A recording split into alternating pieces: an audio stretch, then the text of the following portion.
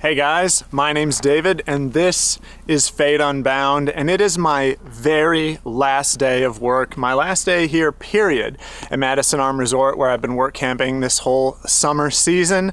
I've just been waiting for a special ordered oil to come in for the mobile air compressor that they use here to blow out the lines.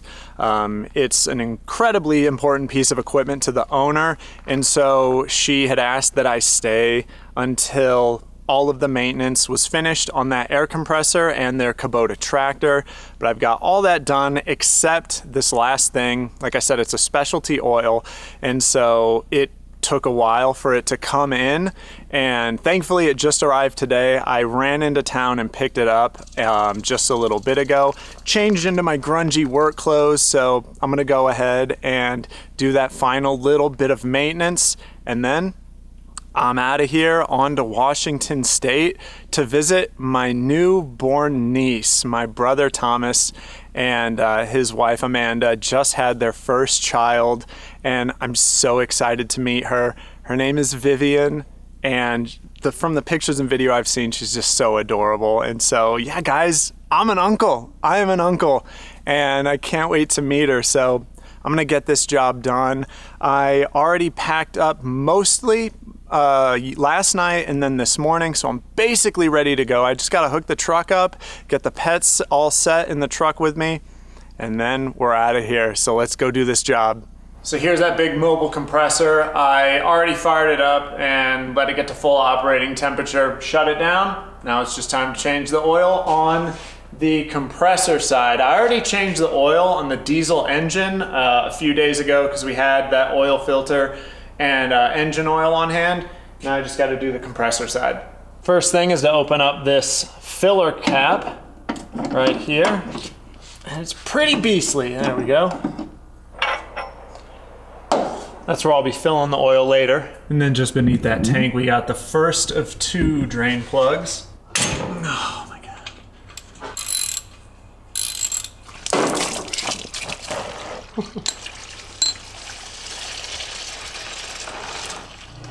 And then at the back of the compressor here, there is another drain port for the rest of the cooling oil.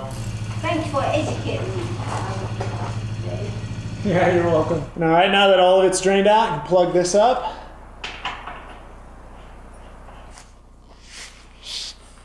And then next I need to change the oil filter for the cooling oil. It's kind of hard to see, it's buried in there, but there it is behind that pipe.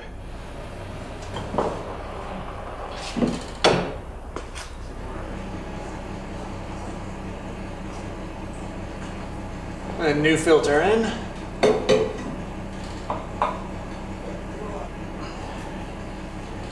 Whew. And then all that's left is to fill it up. The fill port. Done with this oil change. And it takes a lot. 9.5 quarts.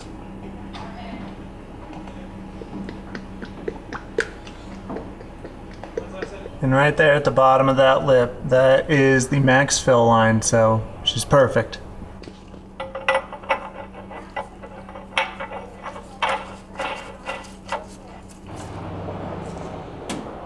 And then the last thing I need to do is drain the fuel water separator right here.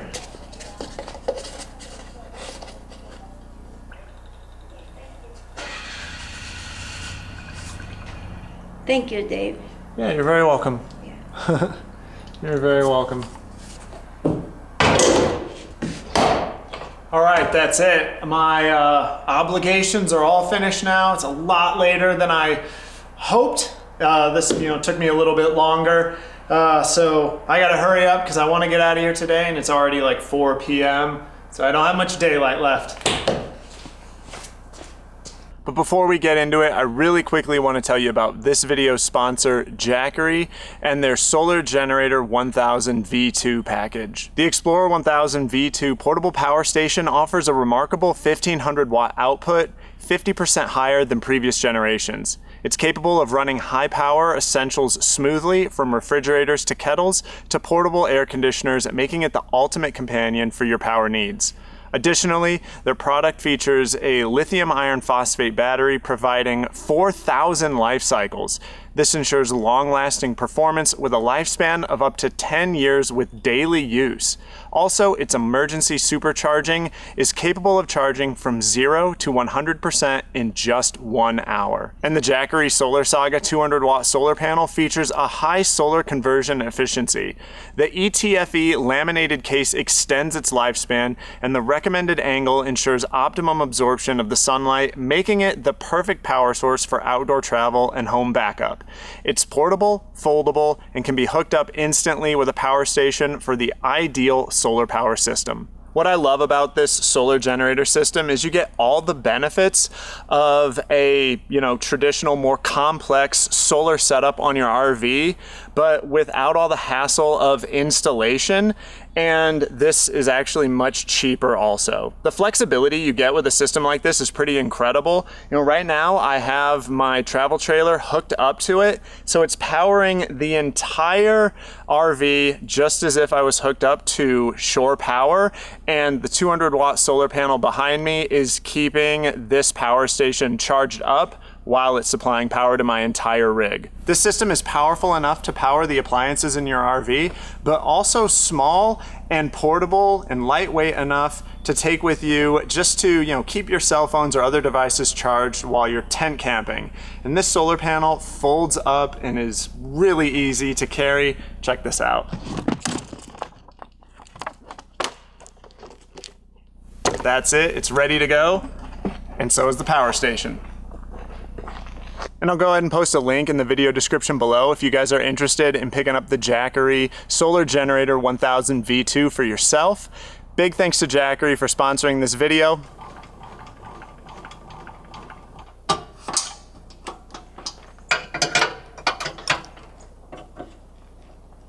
All right, finally, I'm all packed up and ready to go, and I got done everything that I promised I would do here at the campground before I left. Shigeko is really happy. She feels really good and confident that her extremely important equipment was taken care of, properly maintained, properly winterized. I did the coolant in both as well. I didn't show that, but yeah, they're both good down to about minus 40 degrees Fahrenheit, so they should be good over the winter here. But yeah, man, I'm all set to go. I just gotta say my goodbyes and that's it. And I'll be back on the road for the first time in 5 months. It's kind of crazy, you guys. But I do have something to show you that I'm a little embarrassed about, but it's also kind of funny. So my side mirror here, I broke about a week ago. I actually hit it on a tree while driving down the forest roads here. I was just too close to the one side. These mirrors stick out kind of a lot. And yeah, I smacked it on a tree and it just broke out the glass. And so this is kind of my, jerry-rigged sort of way of fixing it, because I have to have a side mirror on my passenger side here. Otherwise, I can never change lanes or do anything while towing safely. So I got this side mirror that straps on. It's a towing mirror is what it's called, because it sticks out past to help people while towing. So yeah, I picked this up for 30 bucks, and it'll at least get me to Washington to where I can actually purchase a replacement side mirror here. This is like a specialty side mirror. It extends out, it's powered, and so they're actually really hard to come by, and unfortunately they're also very expensive. This is gonna be like a $250 to $300 part to replace, but it is what it is. So here in West Yellowstone, I just couldn't find it anywhere. No one's got these. But in Seattle, I will definitely be able to find this. This is a big enough city. But okay, that's enough talking. I gotta get out of here. I'm burning daylight and I don't have much of it left.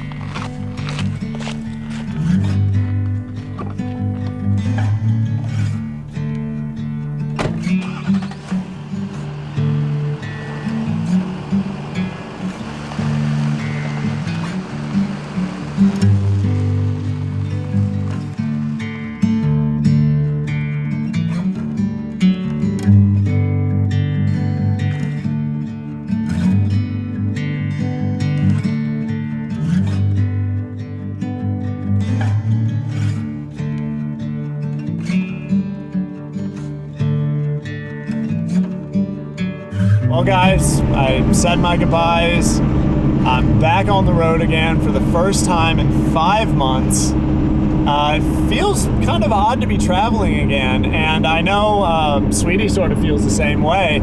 She, when I started to like break down camp and was breaking down the inside of the trailer, getting ready to leave, Sweetie was like all concerned. She's pacing around, doesn't know what's going on, and I was like, you know, pup, we're getting ready to travel again. And it does feel really good to be back on the road. I was sad to say goodbye to Shigeko, the owner. She's such a wonderful lady. If you haven't seen the previous videos, she is an 87-year-old woman. She has ran this campground for the past 47 years. Her and her husband purchased it back in the 70s. And before then, the campground, I believe, was started in the 40s. So yeah, she's got a really cool story, really interesting lady. She's super kind, super nice. And it was, you know, sad to say goodbye to her.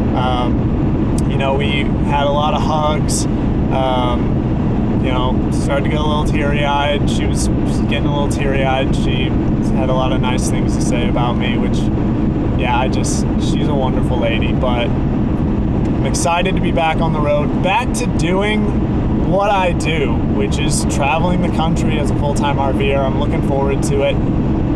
Yeah, I am going back to stay with family in Seattle for about a week, so not really traveling, you know, the way that I do. But like I said, I get to meet my newborn niece. I'm an uncle, you guys, and it hasn't really sank in yet that I'm an uncle because I haven't seen my niece yet, but really looking forward to holding her, and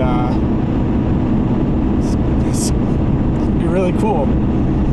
It's gonna be really cool to yeah, meet my niece. I'm super proud of my brother. I'm super proud of my sister-in-law Amanda. I know they're gonna make great parents. They're just excellent people, and they're gonna make great parents. So looking forward to seeing them again. And yeah, you can see it's already getting dark out. Not gonna be able to make a lot of travel time today, but tomorrow's gonna be a long day traveling. I'll probably go 3 hours today, overnight somewhere, and then just do like a 12-hour day tomorrow, because yeah, I've got 15 hours of travel total. But that's fine, because I'm cutting through parts of Montana and Idaho, the northwestern parts of Montana, that I've never been to before, and I really, really want to see what that part of the state is like. And so, yeah, I want to stop so that, you know, I'm traveling during the day through those parts of Montana so I can see what it's all about. But yeah, I'll see you guys at my stopover point, because yeah, it's getting dark and the camera can't really pick up when it's super dark out. So yeah, I'll see you guys at my overnight spot. Are you happy to be on the road? You happy to be traveling again? Hey, you get to see Thomas and Amanda soon. Yeah, you do. You get to see them. Sweetie's gonna be super excited about that too. She loves them. She's gonna be super stoked that that's where we're going. She doesn't know it yet, but she'll know it soon enough. Good morning, guys. It is a beautiful morning. I found a really nice overnight spot just off the interstate, but it's like far enough off of the interstate. It's raised up a little higher, surrounded by all these trees, that I really couldn't hear it inside my trailer. So I slept excellently, got up nice and early. It's about 7:30 right now. So we'll get an early start to the day. Got 12 more hours of driving ahead of me. I only got about 3 hours in last night, but that's okay. This overnight spot was like in the perfect location. As the time approached 10 o'clock, I started to search around for places to overnight, but couldn't really find anything like as far as a Cracker Barrel or a Cabela's or whatnot. So I checked freecampsites.net and found this spot to overnight in, and it was just perfect. I love places like this, these areas in national forests, the more naturey, scenic types of overnight spots. There is a truck stop about a mile up the road. It's more like a rest stop, but it's really just a pull off kind of. and I passed that and was like, oh, I hope I don't have to stay there tonight because it's going to be really super loud. But no, this was a great place to sleep for the night. But I'm right on top of the Continental Divide. I just passed it. There was a sign just before the exit that this was the Continental Divide. It's at 6,393 feet. Which is pretty cool, and I am really glad that I didn't keep driving through the night because I can already tell this is gonna be a beautiful drive. Come on. Good girl. You ready to go? So Sweetie and I are cruising down I-90, and I was just thinking in my head, just sort of lamenting about how the interstates, you know, they're extremely convenient. You can go nice and fast, no stopping, nothing like that. They're awesome for traversing the country, obviously. But a big downside of taking the interstates is that you are driving through like the most boring parts of the country. You know, they carve through the flattest, most boring parts. You see a lot more beautiful, cool parts of the country on state highways, and there tends to be a lot more historical stops along state highways too, which are always cool to stop at and read, learn a little bit of the local history. And I kid you not, as I'm having that thought, I turn to my left and I see this huge obelisk standing on the side of a mountain, and I'm just like, what the hell is that? It's just all by itself, this massive spire. And come to find out, it's the Anaconda National Historic Landmark. It's an old smelting tower, apparently. And it's one of, if not the tallest freestanding masonry structures in the world at 585 feet tall and 75 feet wide. For comparison, the Washington Monument is 555 feet tall, so this is 30 feet taller than even the Washington Monument in DC. It was built by the Anaconda Copper Mining Company back in 1918, and it's still standing, which, you know, is a testament to how well it was built. And apparently they give tours of it, and you know, I don't have time to stop there now, which is sad. I would love to swing in there if I wasn't crunched for time, but I will be back someday. I've got my national parks passport book here, and you know, it's got all the landmarks as well, the historic landmarks and historic monuments. And you know, Ro and I have been going around every time we are near a landmark. We stop at a monument, stop at a national park, we get our passport book stamped, and it's gonna be quite difficult because look how thick this freaking book is. But you know, it's definitely a goal of ours to see everything on the book, get all the stamps. It's a little collector's thing. It's fun. I'm sure you guys, many of you have those passport books too. They're just a lot of fun. So yeah, that was pretty cool. I haven't been on the road very long today, only about, an hour-ish, I think. And bam, already got to see something really cool just driving on the interstate.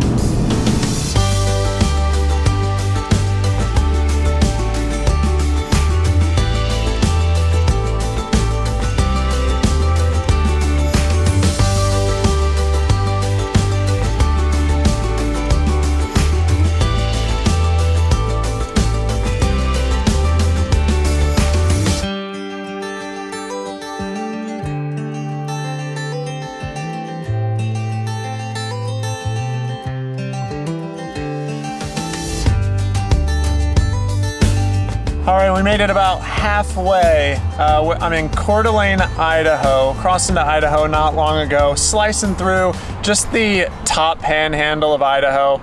It's only about 60 miles worth of the state, but yeah, we made a quick stop. I let Sweetie out to go potty, so she's good to go, and got myself some food, Carl's Jr., something nice and quick, you know, whatever, because I'm just trying to get there. But I'm gonna eat my meal and yeah, get right back on the road. Let's do it, big girl. Let's go. Well, guys, I take back what I was saying earlier about the interstates come through the worst parts of the country because the drive on I-90 through northwest Montana and through northern Idaho, just insanely beautiful. I was following a river through these steep-walled canyons, lush forests on all these mountains. It's just breathtakingly beautiful. That's my favorite type of geography, just thick forests on mountains. It really was amazing. And I guess when I said that earlier, I wasn't taking into consideration that pretty much the whole western side of the country is incredibly beautiful, especially the northwestern part of the country. Unless you're where I'm at right now in eastern Washington, and it just looks like this. Mostly flat, fairly barren. It's like a deserty South Dakota, just rolling hills and just like some sagebrush, rabbit brush, and other scrub brush. Yeah, eastern Washington isn't really all that impressive, to me at least. I should say the majority of eastern Washington. There are some very beautiful parts of that side of the state, like this. The Columbia River Canyon. I love this overlook so much, and have stopped here to check out this canyon more times than I can count. Whenever I'm driving from eastern Washington, back to the Seattle area on I-90, I always have to stop at this overlook because it's just so beautiful.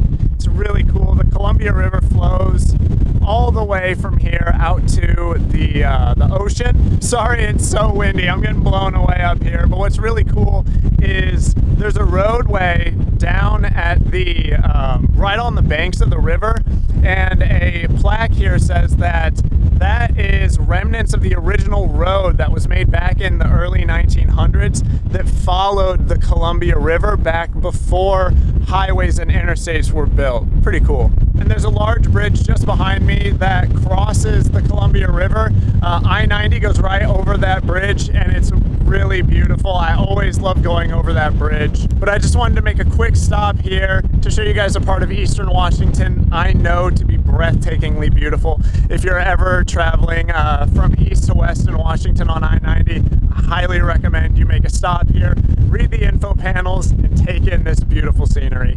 But I gotta get going. I can't stay here too long. I desperately want to meet my niece, so let's go, guys. And I know Sweetie's really excited to see Thomas and Amanda again, aren't you, pup? Yeah, you're super excited.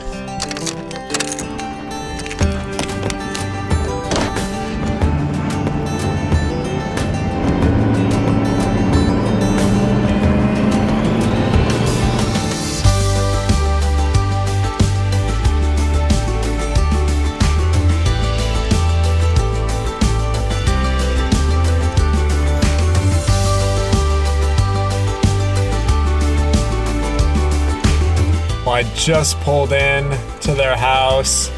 Oh man, you guys, I'm so excited to meet my niece. Again, her name is Vivian. She is 3 months old, and from the pictures I've seen, that little girl is so adorable. Guys, I'm an uncle. I'm an uncle! It still hasn't set in yet, and I don't even know if it's gonna fully sink in even after I've held her. I don't know, it's just crazy to think that I'm an uncle. I'm so excited. And Sweetie's so excited too. Look at her, she's dancing around back here. Sweetie girl, you got a little baby to meet too, honey? Yeah. And Sweetie's just so excited to be here. I think she knows where she is. Sweetie, are we at Thomas and Amanda's? Huh? Are you excited? Are you? Oh, I knew it. See, she knows. She knows. She doesn't act like that and get that like whininess unless she knows she's like at my mom and dad's house, which I say, Grandma and Grandpa's. That's what I say to her.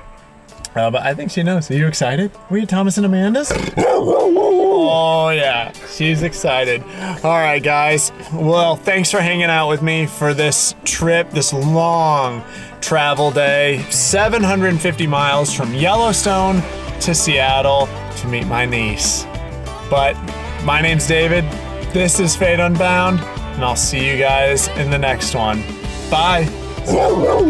There we go. She said bye. And guys, here are some pictures of me with my beautiful newborn niece.